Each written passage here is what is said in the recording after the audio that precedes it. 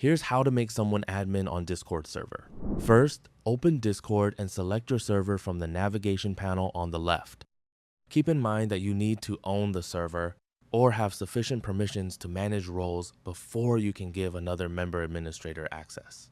Once you're inside your server, click the server name or the drop-down arrow in the top left corner and select Server Settings. From the navigation menu on the left, open the Roles section. Now, we'll create a dedicated administrator role. Click the Create Role button and give the new role a name, such as Admin. You can then scroll through the role settings and choose a color for the role if you want to make it easier to identify. Next, find the option to display role members separately from online members and enable this setting. After that, select the Permissions tab from the top navigation. Scroll down through the available permissions until you reach the Advanced Permissions section. Find the administrator permission and enable the checkbox next to it. This permission gives the assigned member extensive control over the server.